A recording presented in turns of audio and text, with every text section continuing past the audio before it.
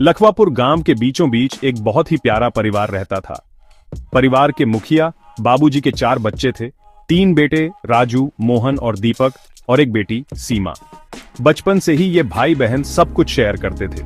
वे साथ खेलते थे, खेतों में साथ काम करते थे और हर त्योहार साथ मनाते थे।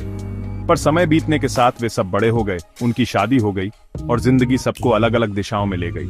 बाबूजी के गुजर जाने के बाद परिवार की जमीन बांटने का समय आया। तीनों भाइयों ने उसे आपस में बांट लिया। तभी सीमा, जो शादी के बाद शहर में बस गई थी, वापस आई और अपने हिस्से के बारे में पूछा। अचानक उसके भाइयों के चेहरों से गर्माहट गायब हो गई। राजू बोला, सीमा, बेटियां शादी के बाद दूसरे परिवार की हो जाती हैं, तुम्हें जमीन की क्या जरूरत है? मोहन ने आगे कहा, हमने इन खेतों की सालों तक देखभाल की है, अब हिस्सा क्यों मांग रही हो? दीपक चुप रहा, पर उसने अपने भाइयों का साथ दिया।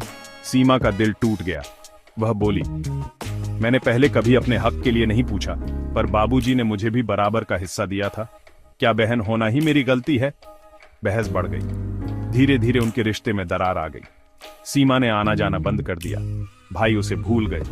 साल बीत गए। एक दिन खबर आई, मोहन को हार्ट अटैक हुआ है। उसकी हालत गंभीर थी। जैसे ही सीमा ने सुना, उसने सब कुछ छोड़ दिया और गांव भागी। हॉस्पिटल में जब भाइयों ने सीमा को देखा, उनकी आंखें भर आईं। सीमा ने मोहन का हाथ पकड़ा और बोली, मुझे अभी भी इमोशंस का हिस्सा चाहिए, जमीन का नहीं। उस दिन सबकी आंखें खुल गईं। राजू बोला, हमने बहुत बड़ी गलती की सीमा, तुम बहन से बढ़कर हो, तुम हमारे लिए मां जैसी हो।